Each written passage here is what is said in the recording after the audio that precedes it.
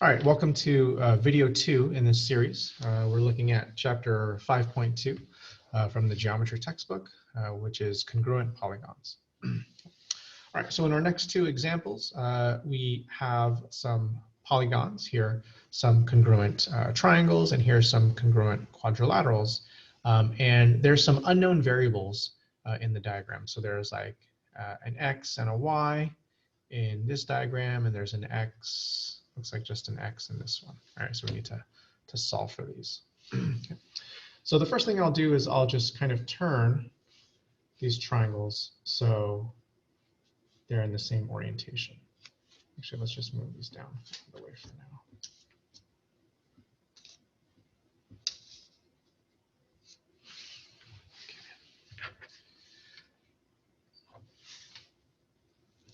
Okay. So I know that the triangles are congruent, right? So the three angles will be congruent with these three angles, and the three sides will be congruent with these three sides. Right. So I see that this side here is 15 centimeters, and I see a tick mark here, which tells me that the two sides are the same length. So this one is going to be 15 centimeters as well.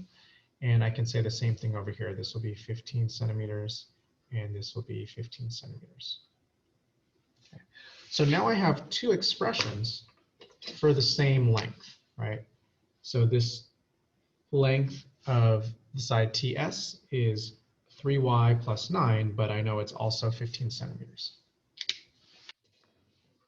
So we can go ahead and create an equation that says 3y plus 9 is equal to 15. All right, subtract 9 from both sides, and you get 3y equals 6. Divide by 3, and you get y equals 2. Okay, and then we can see that these two angles, right, are going to be congruent to each other. And so we can write another equation that 2x minus 20, that expression has to be equal to 30, right, since we're talking about the same angle.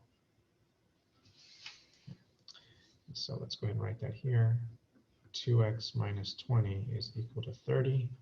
Okay, add 20 to both sides. You get 50, divide by 2, and you get 25. Sorry, I was off screen there. Right. So that's all you do is you just kind of match up the congruent parts and then create equations where the expressions are equal. One expression is going to have a variable, and the other expression may be just a single number. Right. So let's follow that same approach here with these quadrilaterals. So we have this one here, A, B, C, D, and this one, which I'll turn it so that it has the same orientation. Okay. All right. So I can say that angle A is congruent to angle E. And so I'm going to set those two expressions equal to each other. Okay. 60 plus 8x is equal to 108.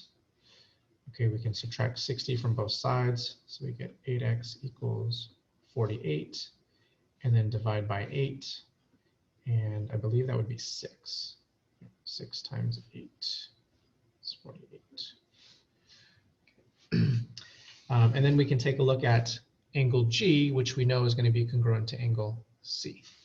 So I'll put a double arc on those, right, just to show that they're congruent. But what I really want to do is I want to set these expressions equal to each other. So 62 is equal to 8y minus 3x. 62 equals 8y minus 3x. Okay, now here I'm going to have to use the solution to x and plug it in, right? I can't solve an equation with two variables, so I'm going to have to do a substitution so that I'm only left with one variable. So 62 equals 8y minus 3 times 6, and that's of course going to be 18. 62 equals 8y minus 18. Okay, now we would add 18 to both sides. So then this would be 80 equals 8y. And then divide both sides by 8. And you get the solution for y is 10. Okay. So just to reiterate what I did here is I cut out the polygons just so I can orient them the same way. And that just helps me visually see things better, right? So I can see which angles are congruent to each other. Okay, and then once I identify the congruent angles, right, then I create the equation and then just use algebra to solve.